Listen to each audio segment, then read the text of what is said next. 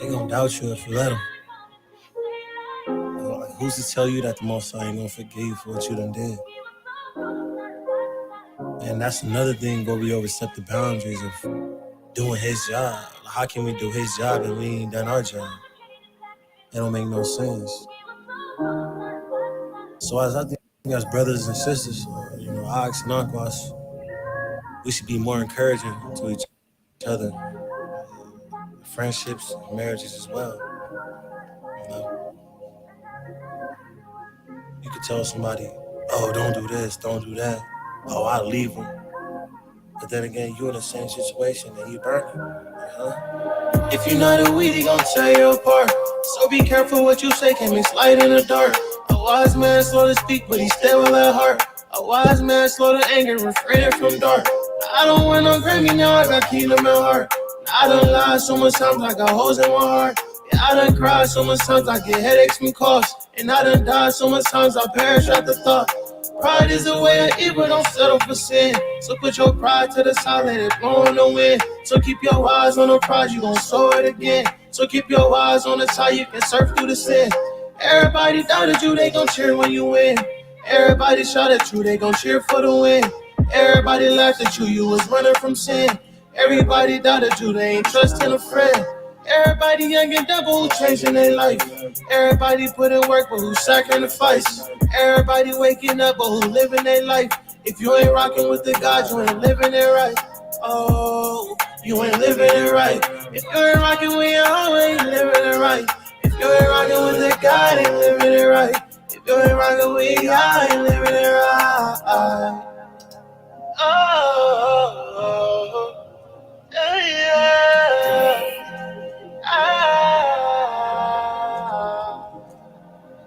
If you not a weed, he gon' tear you apart. So be careful what you say, can't mix light in the dark. A wise man slow to speak, but he still at heart. A wise man slow to anger, refraining from dark. I don't want no Grammy, now I got kingdom at heart. I done lied so much times, I got holes in my heart. And I done cried so much times, I get headaches from coughs. And I done died so much times, I perish at the thought. I'm a young man, now I'm a young king, and I got big dreams. The kingdom on me, the kingdom is within, cause I'm so golden. The spirit is within, the Ruah on me, the Ruah on me. Now I'm a free brew, I say I'm set apart. My mind is set apart, my people set apart, his people set apart. The evil's in the dark, the light out shine the dark. If you're not a weed, they gon' tear you apart. So be careful what you say, can't mix light in the dark. A wise man, so to speak, but he's still at heart. A wise man, so to anger, refraining from dark. I don't want no Grammy, now I got kingdom at heart. I done lied so much times, I got holes in my heart. I done cried so much times, I get headaches and coughs. And I done died so much times, I perish at the thought. Yeah. Oh,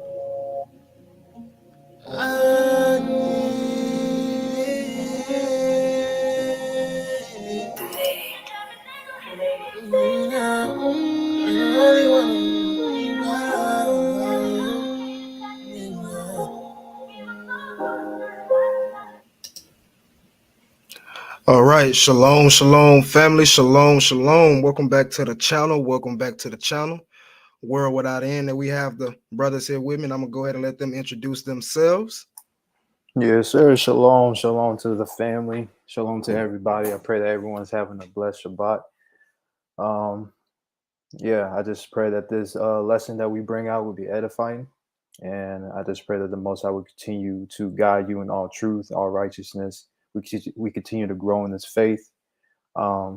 I love everybody, and so I can't wait what we got in store for you guys.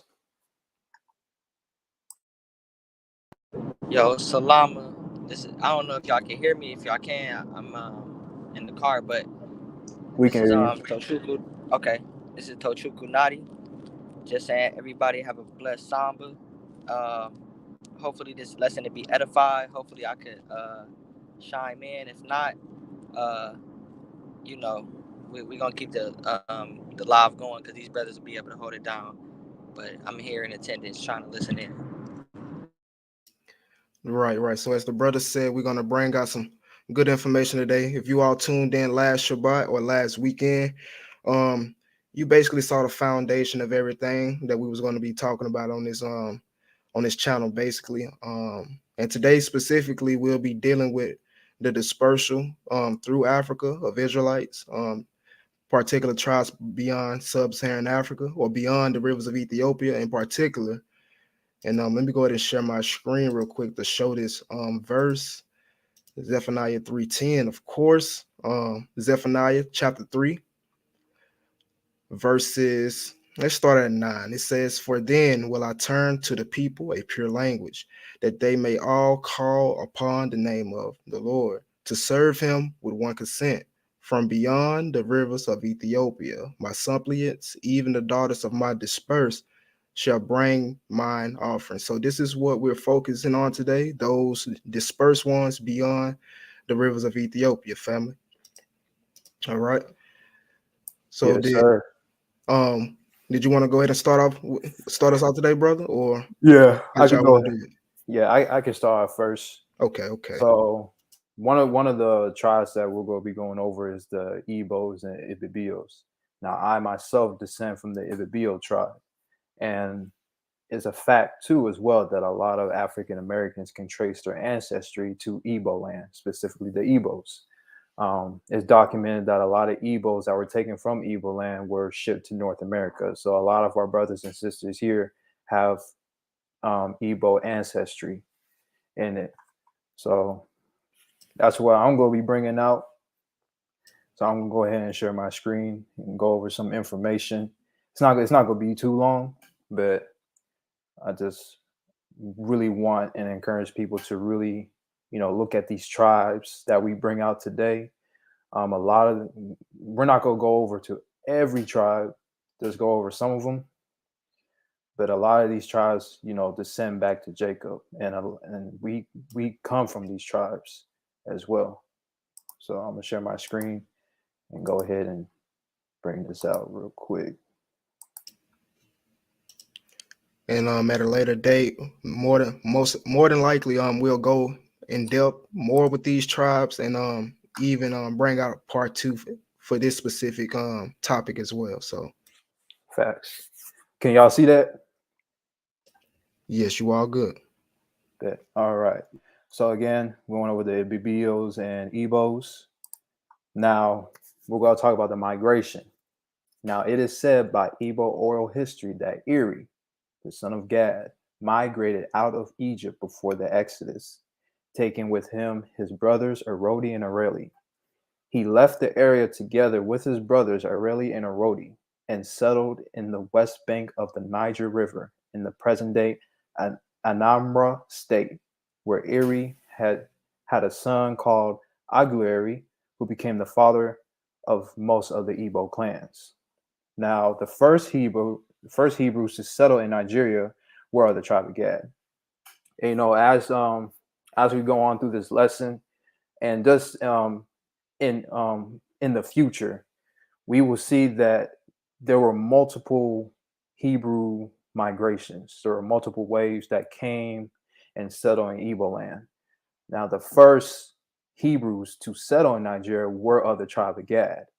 And we can see this in Genesis 46:16.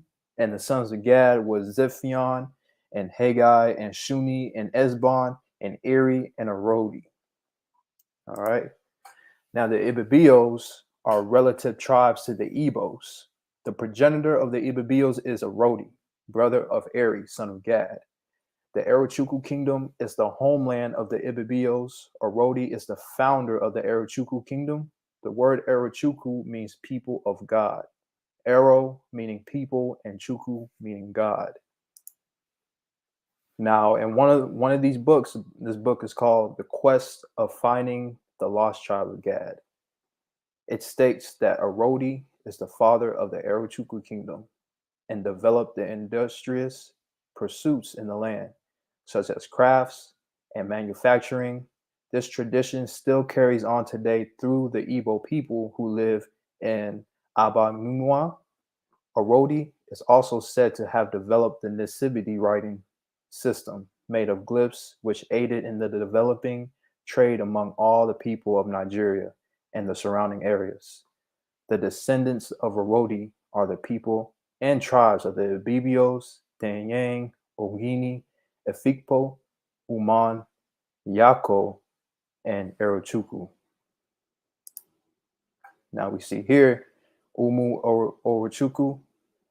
Ero translates as children and Chuku as God, simply put together, children of God. Now, this is another source here, African Jewelry. We can see it reads, the Anyang, Efik, and Oran and Ibibio people of Akwa Ibom and Cross River states of Nigeria have had an ancient religious practice that strongly resembles some of the Jewish Torah. These include their traditional sacrifice of animals, rituals, by the presiding male of each village or of a group of villages for purification, especially during the times of sickness. Now, according to NERA 1975, in early history of Nigeria, the Efik people, and the Efiks, by the way, is a subgroup of the Ibibio people. They came later on. So, like, just like the Igbos as well, within Igbos, you have multiple tribes that go back to the son of Jacob.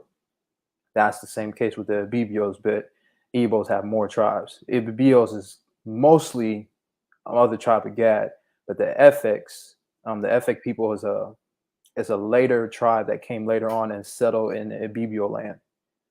And it continues on to say that the Efik people were often referred to as Efik Ubuntu, Ubuntu being a term that came into being as a result of the corruption of the word Hebrew and Utu. Utu being one of the early settlements of the Efik people in the coastal southeastern Nigeria. Hence, the Efik Ibibio Anyang people were known in early history as being of Hebrews who settled in Utu. European missionaries arriving in their land in the early 15th century called their religious practices traditional religion. However, they identified the religious practices and heritage with the Jews. These missionaries established the first schools. And then we can skip down to the next paragraph. It says that they are believed to be members of the northern kingdom of Israel who left before the Babylonian captivity and migrated to the Efik, Oran, Ibibio, Anyang land of Nigeria from the Egypt through Ethiopia, Sudan, and Cameroon. They have active synagogues in the area, synagogue services, Sabbath services of this region, and Nigeria can be watched. Yeah, so we have here in Ibibio land, they have active synagogues. So their practices, their customs all go back to Torah. We see a migration. They migrated from Egypt down to the Ethiopia, Sudan, and Cameroon. This matches the Igbo's oral history as well. Now, another source, this is a source of Journal of the Royal African Society. And we can, let's see here.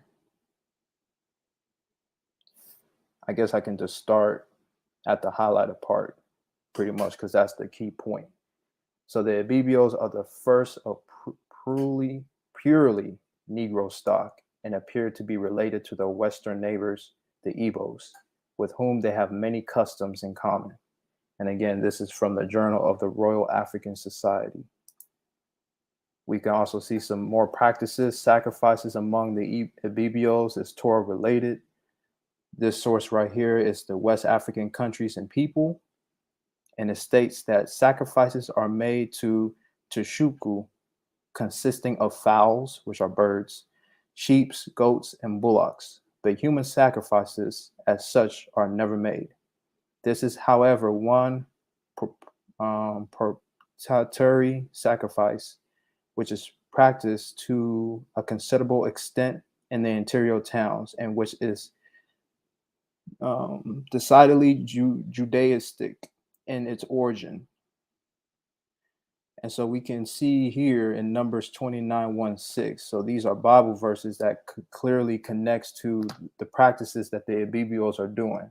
We can see in Numbers 29 verse, we can go down to verse 2, and it says, "Ye shall offer a burnt offering for a sweet savor unto the Most High, 1 young bullock, 1 ram, and 7 lambs of the first year without blemish. Verse 3, and their meat offering shall be of flour mingled with oil, 3 tenths deals for a bullock, and 2 tenths deals for a ram. And then verse 5, it says, and 1 kid of a goat for, can't really see that. But yeah, I know y'all can see it. I got something blocking my screen, but I know y'all can see this. So If let's see, if you press that hide button real quick, it should move it for you. let me see. Yeah, okay, yeah, let me go ahead and do that. There we go. All right. Appreciate it. Yeah, so 1 kid go for a sin offering to make an atonement for you. So again, these practices that the Ibibios do goes back to Torah, which points to who they are as a people. And then this is one of the ancient, this is found in, what is it? Yeah, this is also found in Arachuku as well. This is ancient Hebrew writing that missionaries found, and it said that most of them can't even still translate what it says. But it reads here, on the floor directly opposite the ancient stool of Ezi Eri in Augulari, made of mud, one can notice strokes of ancient writing traced into performances on the floor with white cowries in use in Nigeria before the coming of the white man, reminiscent of the Nasibiti writing of ancient Igbos in Arachuku. One thing is clear, namely that this is Hebrew writing. The ancient Igbo Aries who wrote this before the coming of the white man must have come from no other place than Israel. Powerful. Facts. So now we get into the Nasibiti writing. Now this Nasibiti language goes back to the ancient Hebrews, right? Ancient Hebrew writing. The ancient Hebrew writing has Egyptian influence as well. Now this is a source from Life, Everything You Need to Know by Ndika Agbo. And it says, quote, strangely, Nasibiti and the Egyptian hieroglyphs share some common characteristics. This shows that the ancient language that Arodi developed had Egyptian influence in it, which makes perfect sense due to the fact that the Hebrews lived in Egypt for centuries, therefore picking up the language and merging it with their Hebrew tongue. And then as we go on with this, as we continue to bring out more Bantu tribes and their languages, we will see that not only we see, Egyptian influence, we also see Babylonian influence, Assyrian influence. These are all key factors that show that at one point in time, our people were speaking the languages that they were in captivity in. So now we're going to the Igbos. The Igbo is a corruption word for Hebrew. Within Igbo land alone, we can find all 12 tribes. There were multiple migrations of the Israelites fleeing captivity and joining their Hebrew brothers in various places in Africa. Nigeria is one of them. Remember, Hebrews were already living in Nigeria prior to the Exodus. The Eri migrations is a witness to that fact. Now, how we can know that there are Israelites living in Igbo land today, we can look at the names. And when you look into various Bantu tribes in Western and Sub-Saharan Africa, you will see that they have biblical names.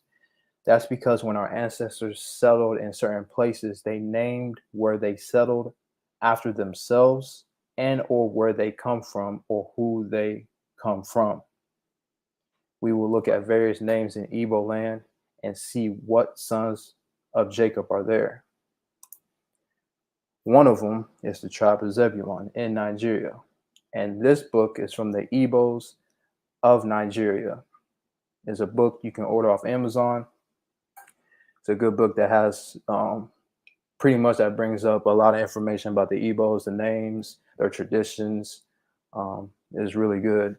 So in this one, it states that indeed there is other popular legend that one of the descendants of Eri who settled in Otisha at the bank of River Niger near the domain of his relatives from the descendants of Zebulon, Ozubulu, and Ambra state, had to travel across the Niger to the ancient Benin city or kingdom to prepare war medicine for a prospective contender to the school of Oba Benin. Now we can see here, Ozubulu is a large town in Ambra state, Nigeria. So this location here points to Zebulon. So that's one tribe in Igbo land. And as everyone should know, Zebulon is one of the Northern Kingdom tribes. Another town or name in Igbo land is Etam. Etam goes back to Judah. We can see that in 1 Chronicles 4:1 and 3. The sons of Judah, Pharaz, Hezron, and Carmi, and Hur and Shobal, and these were the fathers of Etam. And Etam is located now in Ambra state. So that's another, and that's Southern Kingdom, that's Judah. So we mention a Northern Kingdom tribe and a Southern Kingdom tribe together in Igbo land. The next one is Abia state. Abia goes back to the son of Solomon, and we all know Solomon goes back to David. David goes back to Judah. 1 Chronicles 3:10. And Solomon, son of Rehoboam, Abia his son, Asa his son, and Jehoshaphat his son. Abia state is in southeast zone of Nigeria, northeast by the states in Ambra and Imo state, and so on. But now we see two southern kingdoms. So we got Etam and Abia in Igbo land. Another one, Umu Ahia. And this is also found in Igbo land as well.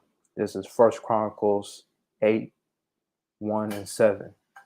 Now Benjamin begot Bela, his firstborn, Ashbel the second, and Ahara the third, and Naaman and Ahia, and Gera he removed them and begot Uzzah and Ahud.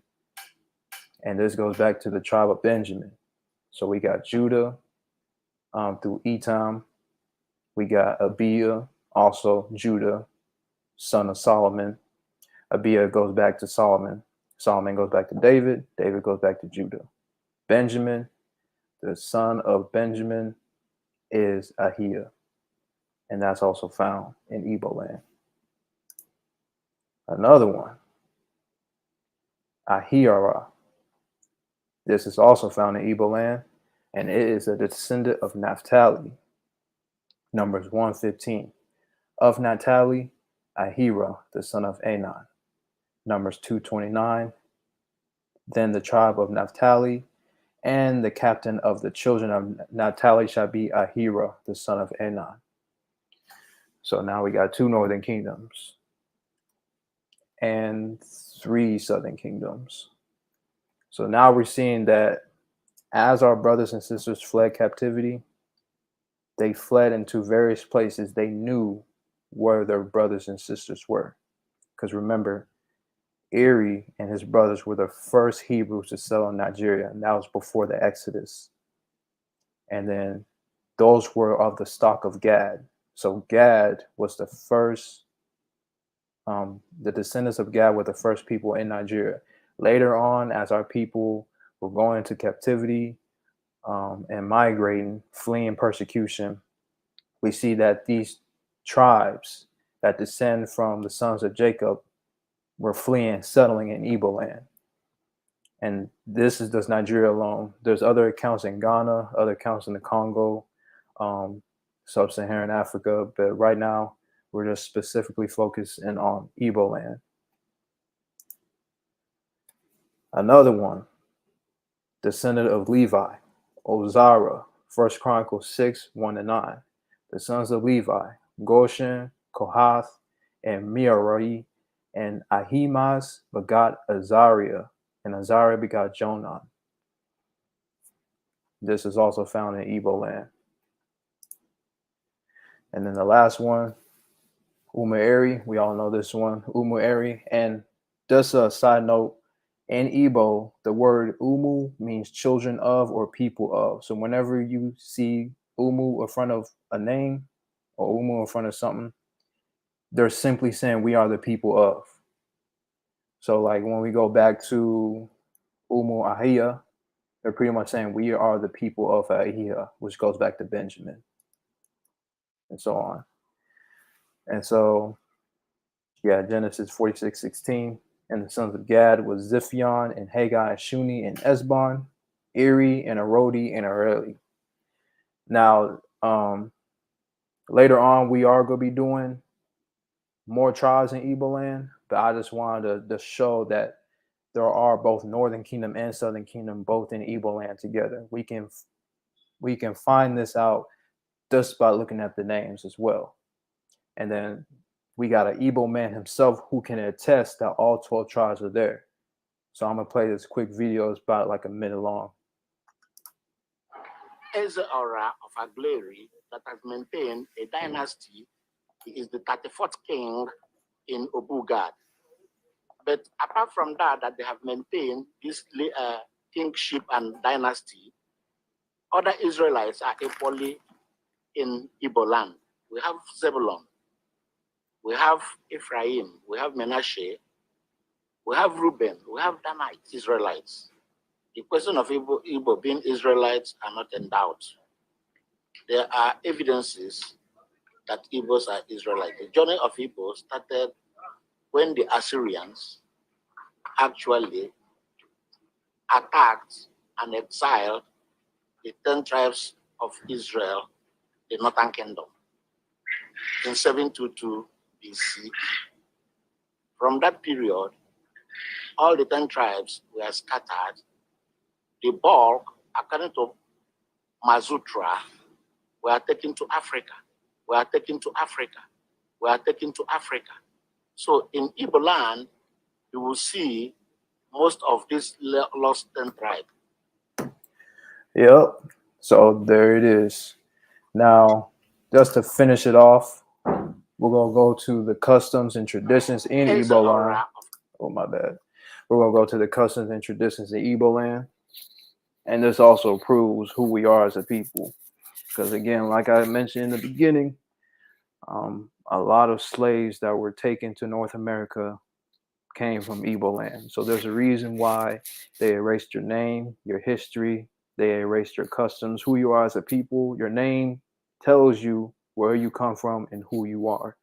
That's why names are very important in the Bible, because they points to who you are, where you come from. And so, yeah, let's just get to some of the customs that the Igbos do that we can find in scriptures. And one of them, menstrual practices. In Igbo land, a woman lives apart from their husband, nor cooks for them, or enters their husband's quarters when she is on her period. She is seen as unclean. Even up till today, such practices is still applicable in some parts of Igbo land, especially by the traditionalists. Before a woman can enter the palace of Obi of Onichia, she will be asked if she's on her period. We can find this in Leviticus 15, verse 19 through 20. When a woman has her monthly period, she remains unclean. Anyone who touches her or anything she has sat on becomes unclean. Another custom that goes back to the Torah is land of inheritance. An Igbo man's ancestral heritage called Ana Obi is not sellable. Elders will not permit this. If this is somehow done due to the influence of the West, the person is considered a fool and is orchestrated by the community. We see this in 1 Kings 21:3. I inherited this vineyard from my ancestors, and the Most High forbid that I should sell it, said Naboth. Another custom, inherited marriage.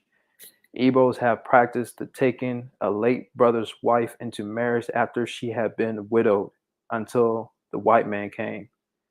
Now, it is rarely done, but except in very rural villages of the bush. What that means is that small villages like deep in Nigeria and Igbo land, they still practice this, that have not been completely influenced by the Western ideology. And so we see this in Deuteronomy 25, verse 5. A widow of a dead man is not to marry outside the family. It is the duty of the dead man's brother to marry her. Another one, apprenticeship. In Igbo land, there is a unique form of apprenticeship in which either a male family member or a community member will spend 6 years, usually their teens to their adulthood, working for another family. And on the 7th year, the head of the household, who is usually the older man who brought the apprentice into his household, will establish the apprentice by either setting up a business for him or giving money or tools by which to make a living. Now we see this in Exodus 21:2. If you buy a Hebrew slave, he shall serve you 6 years, and the 7th year he is to be set free without having to pay you anything. So all these practices that Igbos do,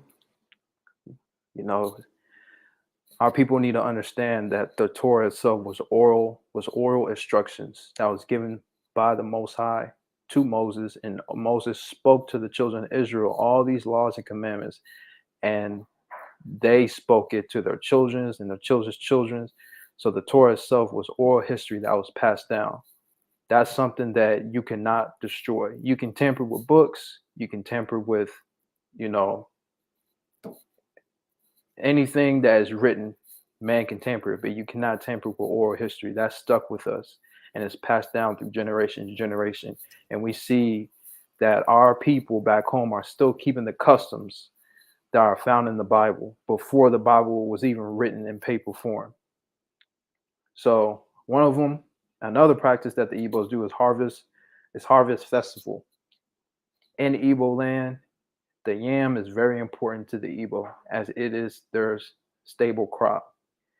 There are celebrations such as the New Yam Festival, which are held for the harvesting of the yam. The New Yam Festival is celebrated annually to secure a good harvest of the stable crop. Those old days, it is an abomination for one to eat a new harvest before the festival. It's a tradition that you give the gods of the land first as a thanksgiving. Now we know this, back in the Bible, this is given to the Most High. We see this in Deuteronomy 16:9 and also Exodus 34:22.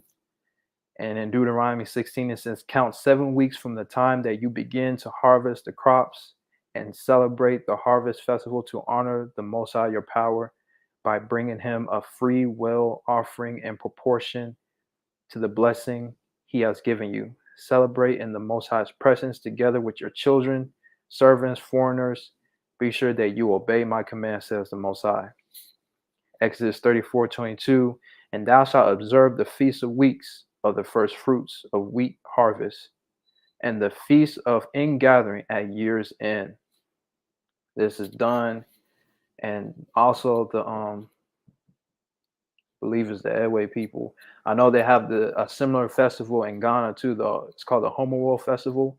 It's very similar to it's very similar to the New Year Festival, and they're both held at similar times of the year, going into fall. And that's to symbolize the new year. Another one is circumcision. In Igbo land, it's a tradition that the male children are circumcised on the 8th day. This tradition is still practiced today. We see this on Leviticus 12, verse 3. On the 8th day, the child shall be circumcised. That's still being practiced today by our people. And the last one, post-birth cleansing. In Igbo land, there is a practice known as Ili Omugwo. After a woman has given birth to a child, a very close and experienced relative of her, in most cases her mother, is required by tradition to come spend time with her and her husband, in which she is to do all the work of the wife. while the new mom's only assignment to the baby will be to breastfeed. This goes on for a month or more. In the Igbo old tradition, at this time, the new mom lives apart from her husband, will not cook or enter his quarters. We see this in Leviticus 12, verse 1 through 4. For 7 days after a woman gives birth, she is ritually unclean, and as she is during her monthly period. It will be 33 days until she is ritually clean from the loss of blood. She is not to touch anything that is holy. So that's as a connection with the Igbos and the Ibibios, how they connect to Israel, the migration, who they are as a people. Yeah, it's just beautiful to see that, you know, our people are still keeping in the practices that was passed down by our ancestors. Indeed, and that was a beautiful, beautiful breakdown. You know, you brought out the traditions, you brought out the customs, and you even brought out the tribal names and all that. So that was a beautiful breakdown there. Facts, all praises. All right, so since you are basically dealing with Nigeria, I'm gonna finish it up. You dealt with most of the major tribes we know of as of now. Yeah. So what I'm gonna do is touch on the Yoruba for a bit. All right. Oh, yeah. And then because we don't want to get too deep in everything, but you know, just get Yeah. an audience understanding before we, you know, start to go deeper Right. um over the next few months and weeks, etc. Right. So let's see, where should I start? I'm going to start off by reading a few quick sources to establish something real quick on the Yoruba and even other peoples within that location. So this is coming from the religion of the Yorubas, especially in relation to the religion of ancient Egypt, being an account of the religious beliefs and practices of the Yoruba people of southern Nigeria, especially in relation to the religion of ancient Egypt. All right, and this is the source to your left. But it says right here something very interesting, and it says that the West African word "ye," which means to exist, is subject to many changes in the different languages. E sometimes becomes I, or O, or these vowels nasalize. Though all these changes, the meaning remains the same. All right. So although some of them may change a little bit, the meaning remains the same. For the sake of the convenience, the root word is designated ye in this work. The word occurs in several of the leading West African languages, such as the Tashai, which is the Khan, the Ewe, the Ga, the Yoruba, the Edo, and etc. Now, the important thing about this is that yeah is basically a derivation of Hebrew word haya, which means to exist as well. So it has the same meaning as we see in the Hebrew. But I'm gonna continue on where it says the vowels of the word is subject to modifications in the different languages to indicate shades of meaning and may be replaced by any of the other vowels of these vowels nasalized. J sometimes replaces Y, and a nasal sound sometimes precedes it. For example, in ye or ye, which is in the Ewe languages, which means to be. It goes on to say that it is quite probable that the word is of Semitic origin and that it comes from a root which means to live or to exist. The Hebrew word for to be or to exist is haya, or in this instance of the West Africans, haye or just ye. It says the first part of the word ha varies when the verb is conjecturated and must have been left out when the word was adopted by the peoples who afterward migrated to West Africa. All right, so I just wanted to establish the fact that you can see linguistic connections with these tribes in West Africa, and because of that, linguists and authors propose that it was a Semitic migration into West Africa just because they see these Semitic influences. All right. And one last source, and I'm not going to read this, I'm just going to continue on to go ahead and deal with the Yoruba. And this is coming from Origin of the Yoruba and the Lost Tribes of Israel by Derek Lang. Now, I do advise everyone once they get a chance to read this whole thing in its entirety because it's really deep. It gets into some of the earlier theories regarding the Yoruba. We know Muhammad Bello stated that these people were from the lost tribes of Canaan that migrated into Africa, and there's other sources that state that the Yoruba were so-called Arabs or Arabians in Medina. But what I like about this work is that he actually shows that the Medina that they were talking about were actually in Assyria. So when some Yoruba say that they was coming from Medina or that location that sounds like the same exact thing for Arabia, or yes, over there in Arabia, they were actually making reference to a location in Assyria. All right, so recounting their migration from Assyria into Western Africa, and this is a migration route of it.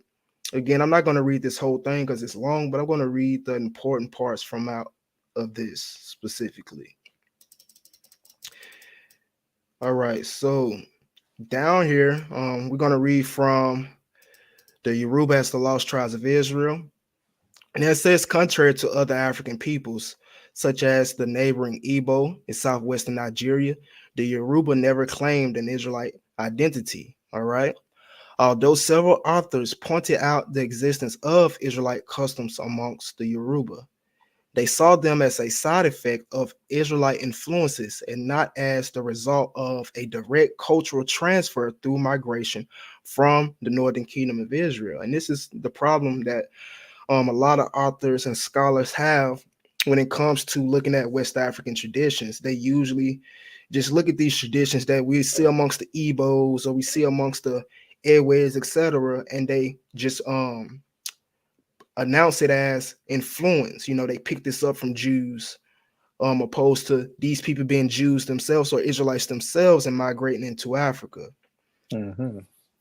Now it goes on to say that, moreover, recently re-examination of the Oyo dynastic tradition in combination with a comparison of cultural traditions led to the conclusion that direct links must have been existed between the Northern Israelites and the Yoruba, right? And the Oyo dynastic tradition, that's the original name of the Yoruba.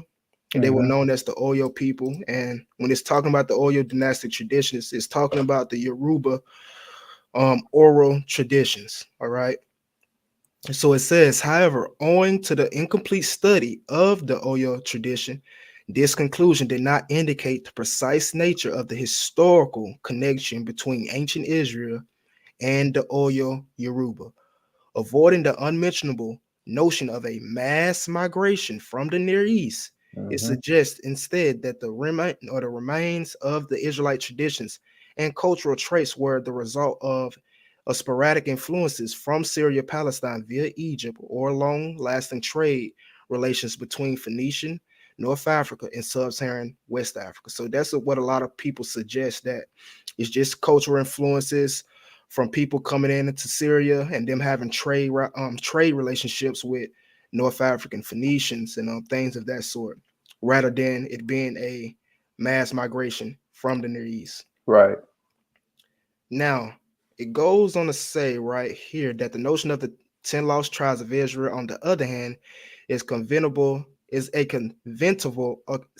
convenient designation for the northern Israelite deportees by Tiglath-Pileser III and Sargon II in the second half of the 8th century BCE and their descendants. According to different authors, either the majority of the inhabitants of the northern kingdom or just the upper social stratum was deported by the Assyrians. And if you watch last video that we did, we know that a lot of these Assyrian deportees made their way into Africa, made their way into Egypt, made their way to Sub-Saharan Africa. Right. All right. So it goes on to say that the Assyrian authors resettled the deportees, the Assyrian authorities resettled the deportees in the region of Habar or Gozan, in the northern Assyria, and in the cities of the Medes and in Persia. Most often the exiles or the exiled Israelites are supposed to have been assimilated into their new settlements by the indigenous populations, so that the idea of the lost tribes of Israel surviving in some other location is thought to correspond to a myth without historical foundation. But it goes on to say, however, the general deportation proxies of the Assyrian authorities consist in the resettlement of homogeneous communities in order to sustain high moral and the will to live and to work. Also, traces of Israelite deportees having maintained their identity can be found in the Syrian documents from the 17th century, goes on, showing that some of these peoples were incorporated into the Assyrian army. Now, why is that important? Because we know that Israelites were being sent into Egypt to fight for the Egyptians under the Assyrian army or as mercenaries, which we brought out last video, but while others were employed in the administration. Since moreover, Israelites are well known for their strong feeling of identity based on firm religious bonds, it is unlikely that during the relatively short Assyrian exile extending over slightly more than 100 years, they were absorbed by the Assyrians. So it's not likely that they were absorbed by the Assyrians or the Arameans in the regions such as Harbor or Gozan, where they seem to have settled in homogeneous groups. Now, this is where it gets very, important. It says, from a comparative analysis of the Oyo dynastic traditions and ancient Near Eastern history, it appears that Israelites migrated to West Africa subsequently to the fall of the Assyrian Empire. Now, the brother just literally played a video and even showed you the oral traditions of the Igbos having Assyrian exile or traditions. And we're also going to see this amongst the Yoruba, and they're all in Nigeria. So that's showing that, Israelites during that Assyrian captivity knew that there were already Israelites in Nigeria. Right. Man, That's that's powerful. right, and that's basically what you were saying earlier. Right. So it says it appears that Israelites migrated to West Africa subsequently to the fall of the Assyrian Empire, and that their descendants survive as the core people of the present day Oyo Yoruba. Indeed, Oyo tradition reveals that the ancestral Yoruba were mainly composed of Israelites who, in the course of their history, became influenced by the Assyrian views of past events, providing precise detail about the ancient Near Eastern history of their ancestors. It began with some information on the Omride dynasty, which ruled over Israel in the second half of the 10th and first half of the 9th century. It continues by emphasizing the importance of the first Assyrian intervention in Israelite history. And all this is foretold, or excuse me, all this is told or recanted in Oyo Yoruba history. Their names might be a little different, Right. and everything, but it's still the same. It's the same events, and I'm gonna show you all what I mean by that once I finish this. But it says it continues by emphasizing the importance of the first Assyrian intervention in Israelite history, which took place in 841 BCE. At the same time, it underlies the servant role or the servant role of Omasanda or King Jehu with respect to the Assyrian conquerors. All right, let's see. And I'm gonna finish up by reading to this highlighted. And it says, subsequently, it depicts favorably some of the Israelite kings. All right, and that's in their tradition. It depicts some of the Israelite kings and alluding to the Assyrian conquest of Samaria in 722 BCE. It mentions the departure of the people into exile under the leadership of Opharon or Sargon II. All right, this is in their oral traditions. From now on, substituting the Assyrian for Israelite kings, it describes the settlement of a people under their new kings in the region of Harbor or Eboho. And even the Ebos tell you that they were in Eboho for a while, or at least some of them. Man. And it says their main place of exile, which is situated in eastern Syria. It refers to the death of the last metropolitan Assyrian king in Nineveh in 612 BCE. and hence the end of the Assyrian exile, first in a sympathetic and later in a hostile way, reflecting pro and anti-Assyrian sentiments among immigrant groups to West Africa. All right.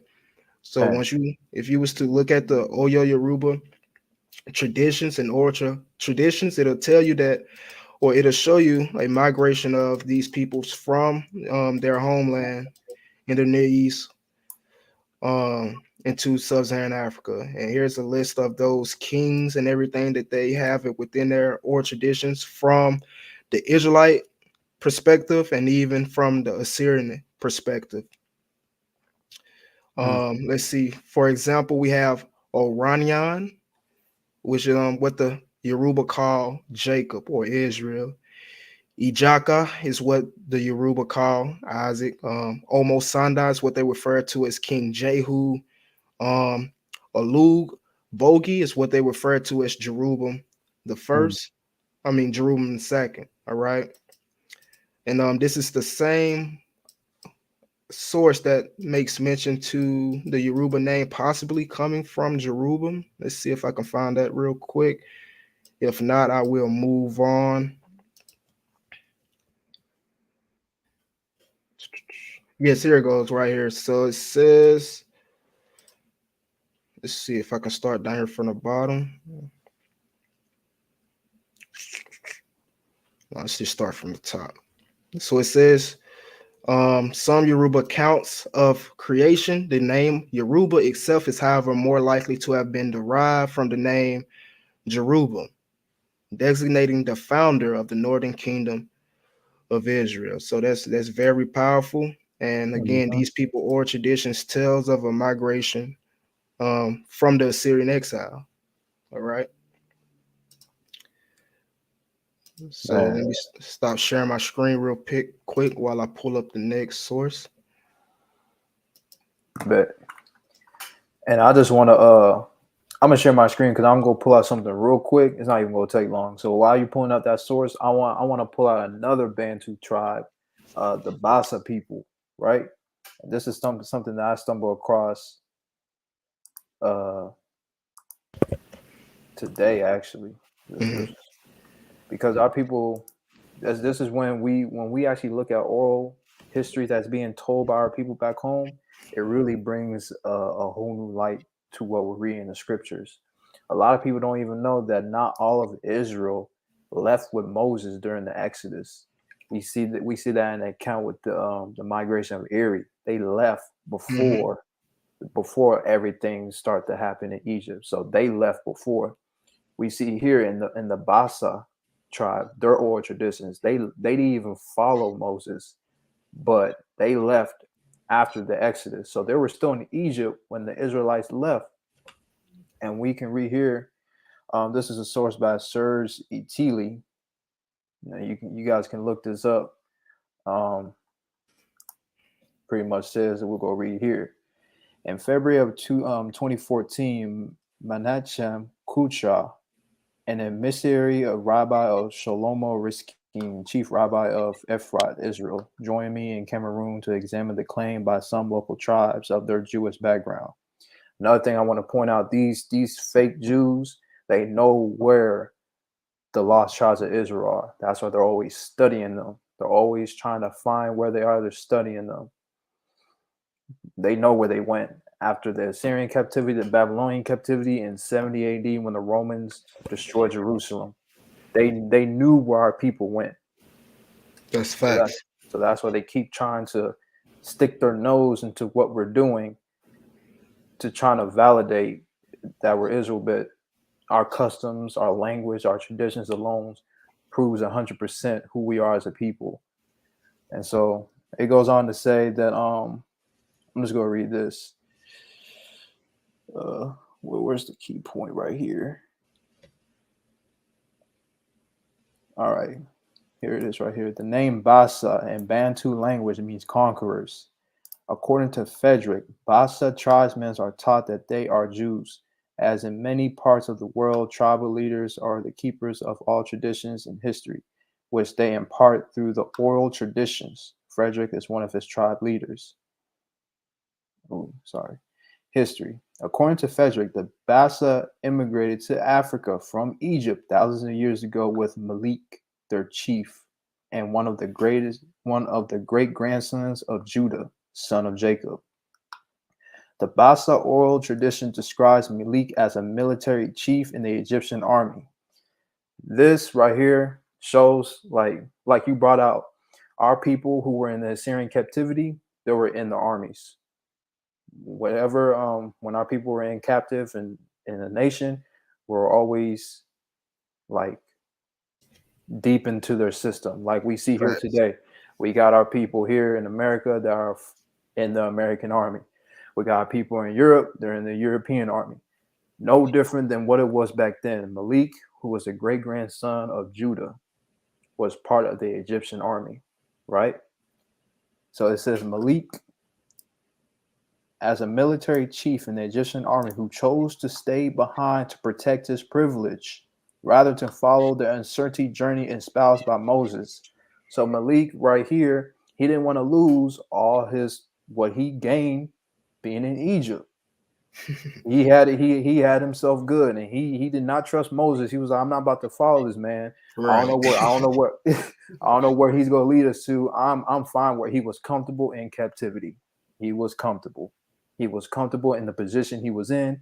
He did not want to follow Moses. He did not have no faith in it. He wanted to stay in Egypt. Sounds very familiar in today's time with our people who want to stay here and, don't want to leave. But hey, I guess it's part of our people's mindset. So he says, however, when Malik learned of the death of Pharaoh's army at the Red Sea, he feared the Egyptians would take revenge against the Hebrews who had remained behind. With the rest of the Israelites gone, Malik led his family and followers from Egypt first. They traveled south along the Nile, but eventually moved westward, crossed Nigeria, and entered into Cameroon. They eventually reached Ngok Letuba, their final destination. The Bassa called the Most High Elolum, the God of the creation. And according to tradition, it was God who spoke to Malik and directed him to Ngok Letuba. And so here's some traditions that the Bassa people do. They practice circumcision, just like the Igbos, just like a lot of Bantu tribes here. It also points to who we are. Family purity laws, dietary laws, the day of rest, the calendar. The Bassa followed a lunar calendar. They watched the moon to know when to celebrate the new moon. Purification. I want holy days. I'm not even going to say that. Holy days. They have important holy days. The marriages when arranged between families. The diary brought by the man's family had to include 70 items.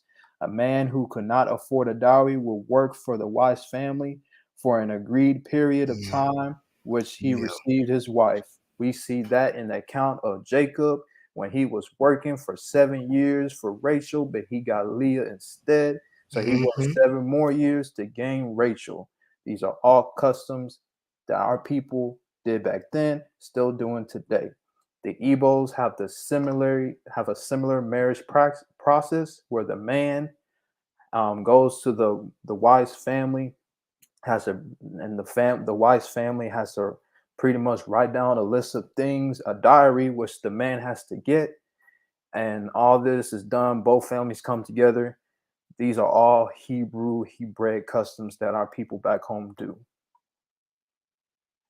And mourning, 5 days after burying of a man and 4 days after that of a woman, there was a rite of separation that allowed the soul to leave the area and not continue to wander around. So yeah, that's the Bassa people in Cameroon. One thing I want to show everyone real quick, this is out in plain sight. This is just out in plain sight.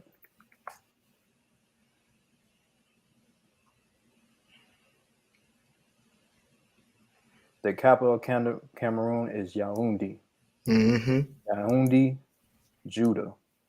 This is also the same word that the Kakongo people use for the name of Judah, and this is the capital of Cameroon. So And yeah, according to their oral history, they come from Judah. exactly. If we look on our screen real quick, First Ezra's 5:16 list off the name Bassa. So we do see the name Bassa within the scriptures as well. Yep. And you mentioned something very, very important. You mentioned that, you know, these white Jews, these Europeans, they knew what the people were. So once I finish up this last source right here, I'm gonna bring out one more thing, just solidifying and showing that they definitely did know where the northern kingdom went and even the southern kingdom went. So that's Right. facts. Exactly. So let me share this real quick and continue on. Finish up what I was doing on the Yoruba real quick. All right, can you see my screen? Yup. Yes, sir. All right, is this big enough or should I go ahead and go full screen? Yeah, it's big enough for me. I can see it perfectly. Okay. Yeah. So this is coming from Light in a Dark World, and it's about Dr. John W. Contemporary Issues of Nigerian Christianity. All right, and I'm just going to go to the next page. Let me go ahead and because I can't see that. Let's see.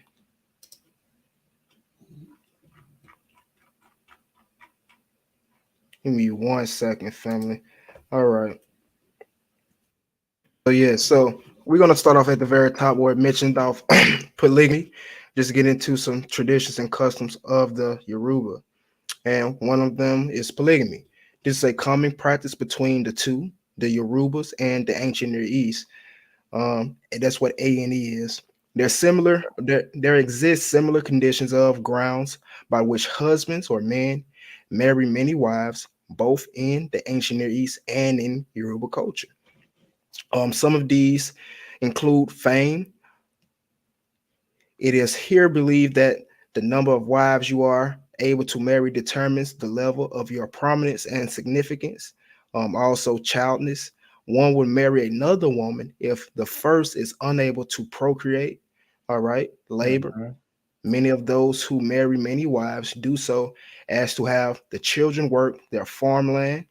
All right, and that's very true as well. And it goes on to say, these among several others are why people in the ancient Near East and the Yoruba culture do polygamy. And of Right. course, I have about 4 scripture references right to the right. Genesis 4:19, Genesis 29:30, 2 Chronicles 13:21, and Judges 8:30. The scripture references for all this we just read under the polygamy subtitle. Mm. We also have widow inheritance. This is an idea called isupo in Yoruba culture. This also exists in the Middle East. The Yoruba people believe that the wife of the deceased, as inucated above, must be willed to a younger brother of the deceased. This is to be able to take care of the wife and the children, especially when the children of the deceased are still very young. And of course, we see a scripture reference for this within Deuteronomy 25 and verse 5. And of Mm-hmm. course, we all know about betrothal or betrothal. And it says this is another unique feature that brings Yoruba and the ancient Near East to a close edge. All right. And the question would be, before I continue, the question would be to the people that's writing this book or wrote this book, and even the people that's watching now, where would the Yoruba get this ancient Near Eastern culture from, or these traditions from? Right. That would be the question. But it says this practice is also echoed in the story of Rebecca's betrothal to Isaac and her quick decision to leave her father's household once the marriage contract was concluded, which we see in Genesis 24:50-60.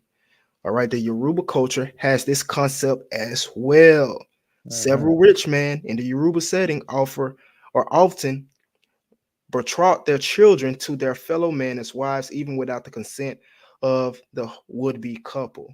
And of Mm. course, we know that's traditions our ancestors or traditions we see in the scripture as well. And of Right. course, Genesis 34. verses 11 through 12 is the scripture reference for betrothal, and also Exodus 22, 16 through 17 is also another scripture reference. Mm. Now, to get a few more or one more culture connection of the Yoruba, we can go to Rethinking Yoruba Culture in the Light of the Yoruba Origins. And it tells us, where should we start? Let's start at the very top. The theory or the theory of Hebraic or Jewish origins propose that the Yoruba culture is a product of Jewish culture.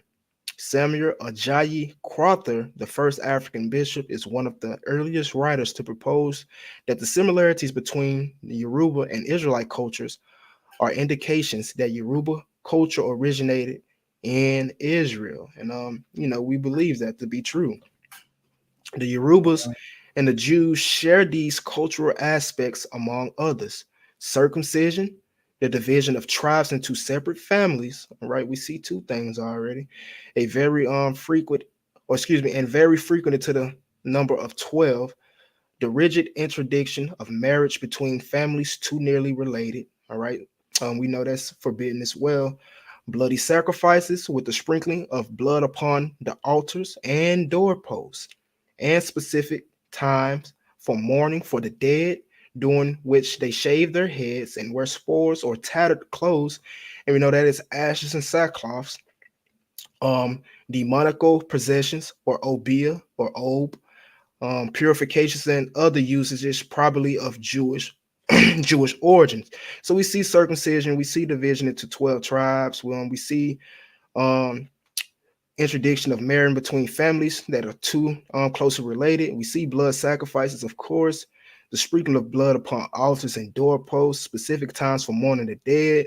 We see ashes and sackcloth, and we see demonical possessions, which and we also see purifications and other usage that's probably of Jewish origin. So we see a lot of traditions and culture amongst the Yoruba. And it becomes more clear once you pair it up with their oral traditions, which we used at first. And I wanted to bring out this verse from Malachi chapter 4 and verse 4. It says, "Remember ye the laws of Moses, my servants, which I commanded unto him in Horeb for all Israel with these statutes and judgments." So we see that the Yoruba ancestors were able to keep a lot of these traditions and cultures passed down through the oral traditions, which is what we see today. And then why writers are writing things like this. All right. Right. So again, Exactly. we see a lot of traditions and cultures, specifically Old Testament traditions and customs amongst the Yoruba. All right. Mm-hmm. See, is there anything else? Yeah, I'll bring out this last one. So the Yoruba speaking peoples of the slave coast of West Africa. It says there appears to be a good reason for the supposing that the intuition or the institution of the general day of rest, not only among the Yorubas, but in most, if not all, other cases may be referred to as moon worship. And we know why they're saying this, but we're going to get into it. Right. It says the first day of the first week of the lunar month is reckoned from the appearance of the new moon, and was, we think, a moon festival or a holy day sacred to the moon. And they called them moon worshipers. But what this actually is, we can take a look at Numbers 10 and 10, and it says, "Also in the day of your gladness and in your solemn days, in the beginnings of your months, ye shall Right. blow with the trumpets over your burnt offerings and over the sacrifice of your peace offerings, that they may be to you for a memorial before your God. I am the Lord your God." Now, this source didn't mention any sacrifices or burnt offerings or anything like that, but it did mention a moon festival, which I would Mm-hmm. more than likely believe to be this, Right. right? And we do see that they do bloody sacrifice. They do throw blood on the altar, on the doorpost, and all of that the stuff. So again, they have a lot of traditions and customs that go back to the ancient Israelites. All right. Right. So you mentioned something very, very interesting earlier when you were breaking out information on the Bassa. Yeah. And I wanted to touch on that real quick before we get out of here and wrap this up. All right. because it's very, very interesting. So if we was to go to the Talmud, we have something very interesting written. Let's see. So we're gonna go to the Talmud, let us to the 10 lost tribes, all right? Because it mentions something very interesting. So it says, let's see. Yes. A letter sent by the elders and rabbis of the Ashkenazi community in the land of Israel to the Bene Moshe and the 10 tribes, written and presented by the great sage, knowledgeable in the hidden and revealed, the great light, our teachers, Israel, authority of the book, Talmud Hadith, the appointed head and leader of the Ashkenazi community known as Midrash Parashim in the city of Tzfat, may speedily be rebuilt in our days. Amen. So to start this letter, we got a letter being sent out to the Bene Moshe and the 10 tribes from the so-called Ashkenazi community. All right. Which goes back to the seed of Japhet. Right. Facts, which goes back to the seed of Japheth.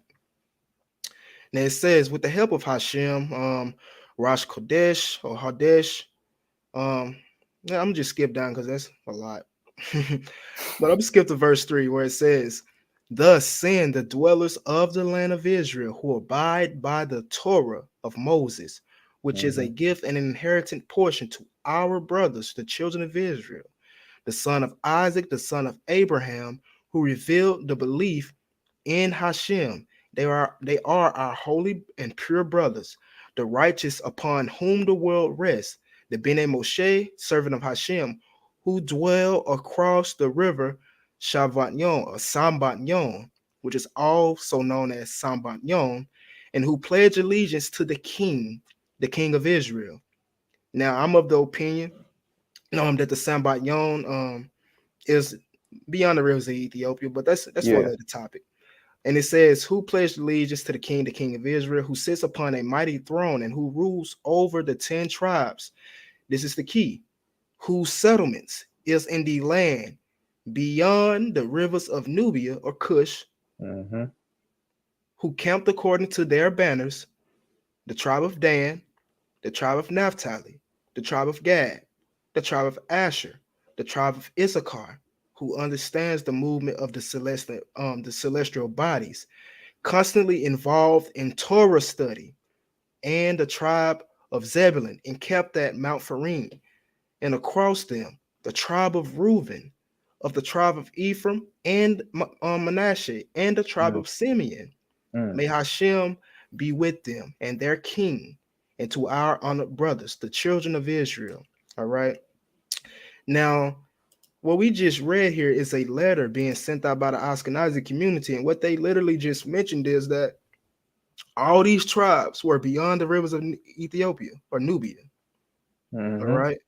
Because it says their settlements are in the lands beyond the rivers of Nubia, Cush. Now, I want you all to remember the tribes. He said Dan, Naphtali, Gad. The brother already showed you some of these tribes within Igbo land already. Right. But Asher, Issachar, Zebulun, Reuben, Simeon, Manasseh, Ephraim, all these tribes are beyond the rivers of Ethiopia. Now, I'm going to go over to this other source real quick, and we're going to pair that up. I'm going to pair that up real quick. I'm telling you, these man, they know who we are. They know where we are. It's only us who don't know. Yes, it's only us who don't know. That's it. Now, we're going to come over to this source, Finding Gad, the quest for the lost tribe of Gad. And it says that the Igbo Jews are said to have migrated from Syrian, Portuguese, and Libyan Israelites into West Africa. Historical records show that this migration started around 740 CE. According to UCLA trained amateur Jewish historian Rio Hondo Police Academy trained forensics investigator Chindu Nwabiwan. Excuse me for butchering his name, family. Oh yeah, that was hard. Right, that's mad long. Of Agulari, who resides in Los Angeles and has researched this subject for more than 15 years at UCLA libraries in Los Angeles. The migration started when the forces of the Caliphate or the Caliph Muhammad, the last leader of the Umayyads, and his Qashi Arab supporters defeated the Yamani Arab Umayyads of Syria in 744 CE, sacked the Yamanis and their Jewish supporters from Syria.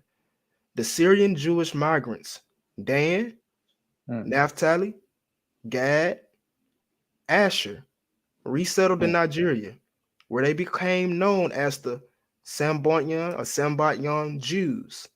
mm. Now, we just read in the Talmud where they said that the 10 tribes and even the sons of Moses went beyond the Sambatyon.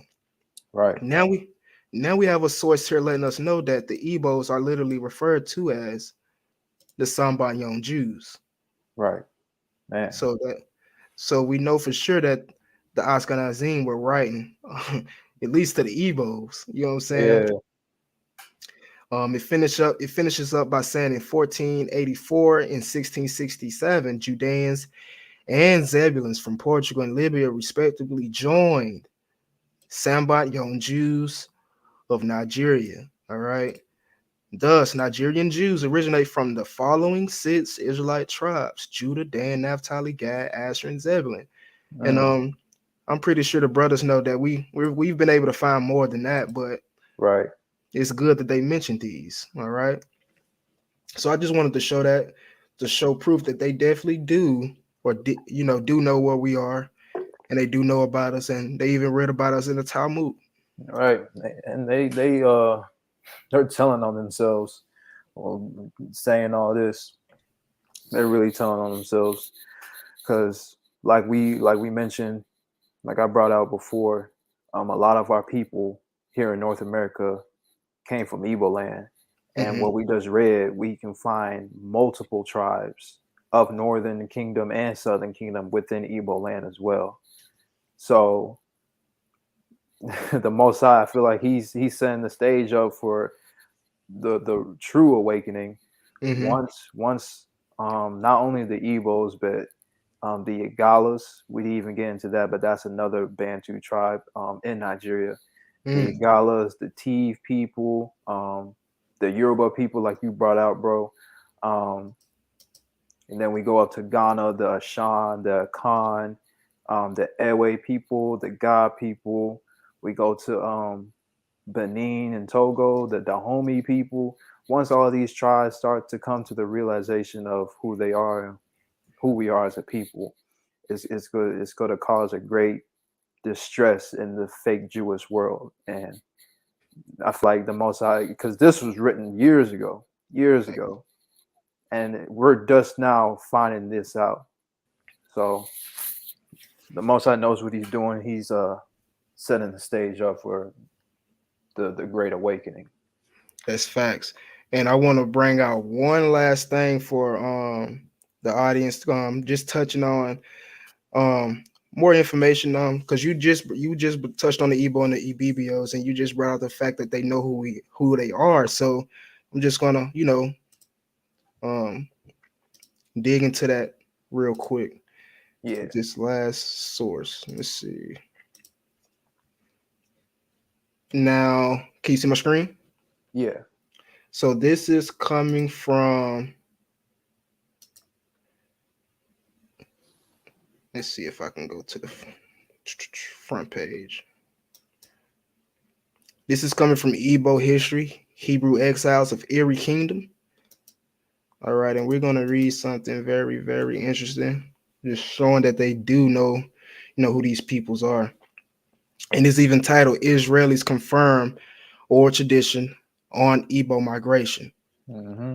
So it says, amidst all the beliefs, claims, and counterclaims among the Igbo, something wonderful happened to change the entire perception of Igbo history, something which could be considered as the handiwork of God, and coming at a time the Igbo people were fed up with speculations and uncertainty surrounding their origin. In fact, the event gave added credence to the oral traditions mentioned by the only Ogulari writer on the origin of the Igbo. in September 1996. And before I continue, I just wanted to make mention that that letter that we read from the Talmud was actually written in 1880. Man. Right.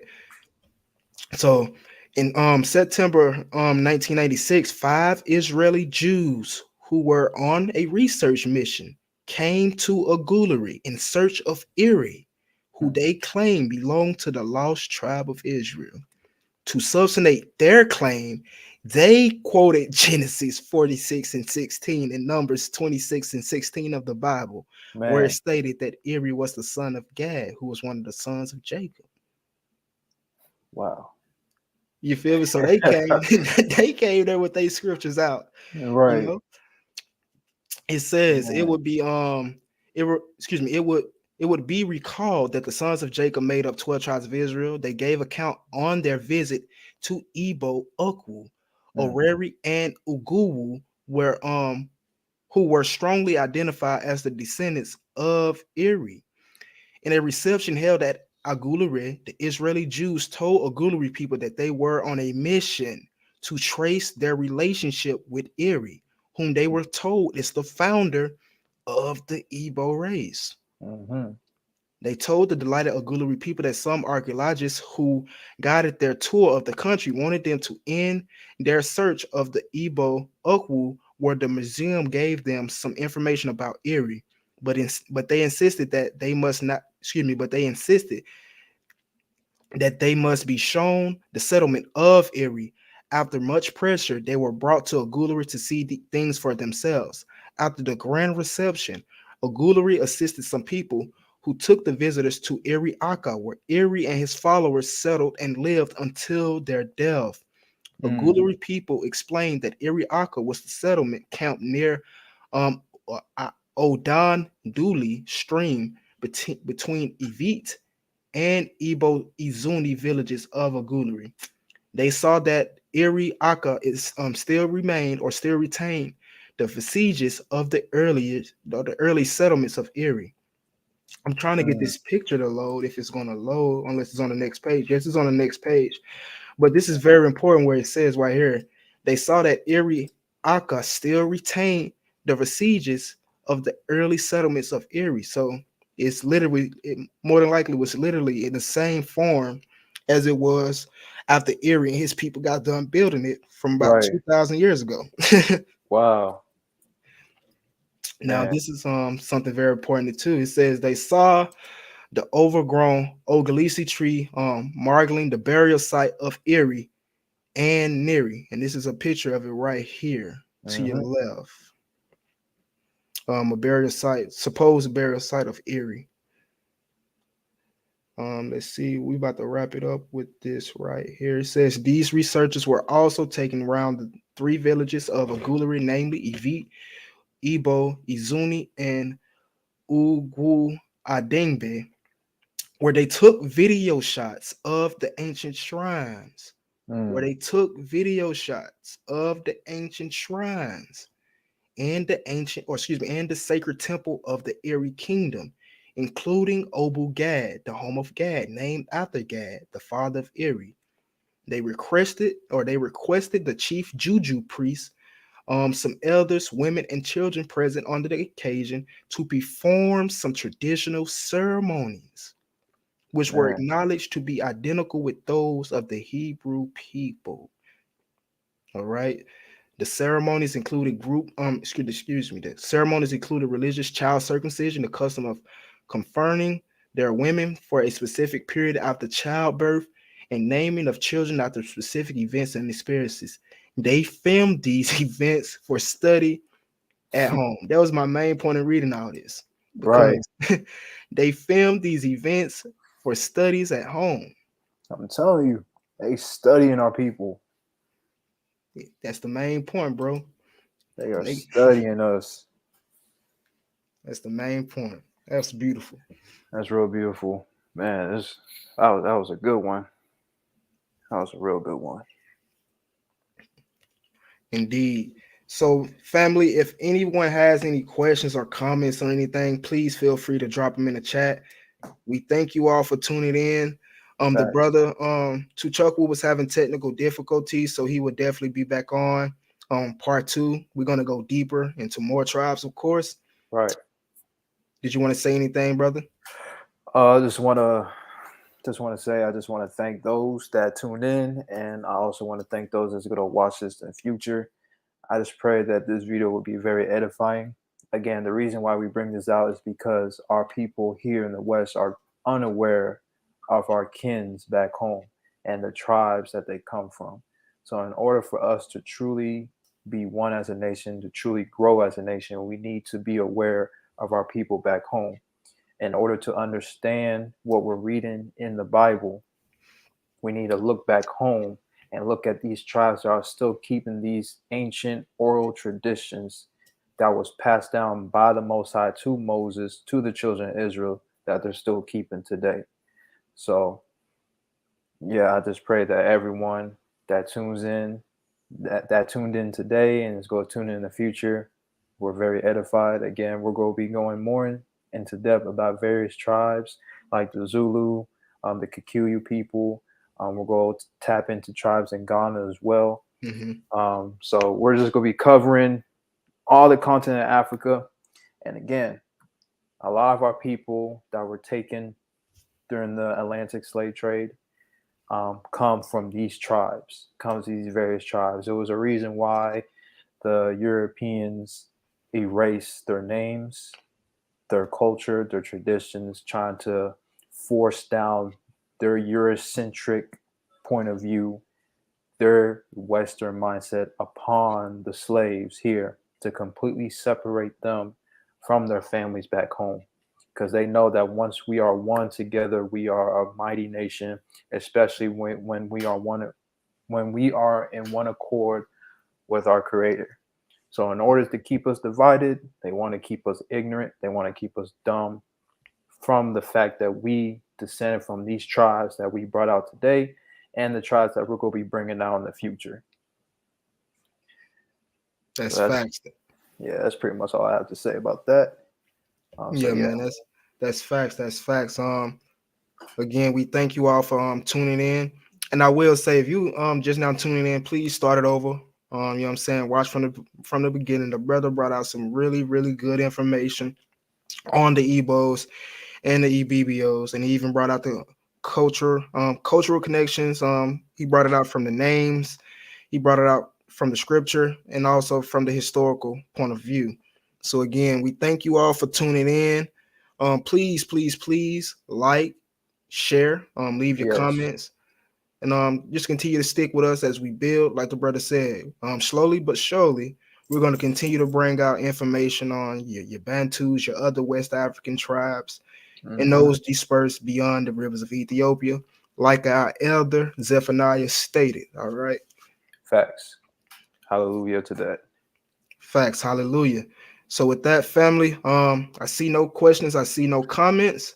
Again, remember to like, share, and subscribe and support the channel. And if there's nothing else, we will see you all next Shabbat. All right. Shalom, family. Yes, sir. Shalom to everybody. Be safe. Be blessed.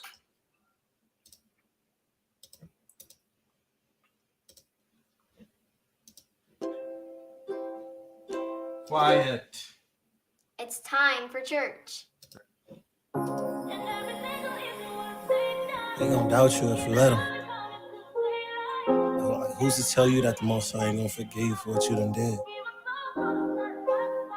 And that's another thing where we overstep the boundaries of doing His job. Like, how can we do His job and we ain't done our job? It don't make no sense. So I think as brothers and sisters, Ox and Uncles, we should be more encouraging to each other. Friendships, marriages as well. You could tell somebody, oh, don't do this, don't do that. Oh, I'll leave them. But then again, you in the same situation and you burn it. If you're not a weed, gon' tear you apart. So be careful what you say, can mix light in the dark. A wise man slow to speak, but he stay with that heart. A wise man slow to anger, refraining from dark. I don't want no Grammy now, I got kingdom at heart. I done lied so much times, I got holes in my heart. Yeah, I done cried so much times I get headaches from coughs. And I done died so much times I perish at the thought. Pride is a way of evil, don't settle for sin. So put your pride to the side, let it blow in the wind. So keep your eyes on the prize, you gon' soar it again. So keep your eyes on the side, you can surf through the sin. Everybody doubted you, they gon' cheer when you win. Everybody shot at you, they gon' cheer for the win. Everybody laughed at you, you was running from sin. Everybody doubted you, they ain't trusting a friend. Everybody young and dumb, but who changing their life? Everybody put in work, but who sacrifice? Everybody waking up, but who living their life? If you ain't rocking with the God, you ain't living it right. Oh, you ain't living it right. If you ain't rocking with your home, ain't living it right. If you ain't rocking with the God, ain't living it right. If you ain't rocking with God, ain't living it right. Oh, yeah.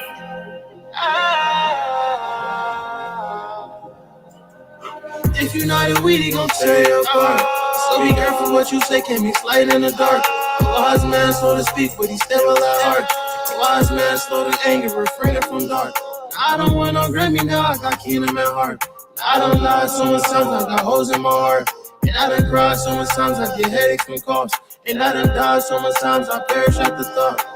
I'm a young man, now I'm a young king, and I got big dreams. The kingdom on me, the kingdom is within, cause I'm so golden. The spirit is within, they were all on me, they were all on me. Now I'm a free brew, I say I'm set apart. My mind is set apart, my people set apart, his people set apart. The evil's in the dark, the lighthouse in the dark. If you're not a weed, you'll tear you apart. So be careful what you say, can't mix light in the dark. A wise man, so to speak, but he's still a lot hard. A wise man, so to anger, refraining from dark. I don't want no Grammy, now I got kingdom at heart. I done lied so much times, I got holes in my heart. I done cried so much times, I get headaches and coughs. And I done died so much times, I perish at the thought. Yeah. Oh, I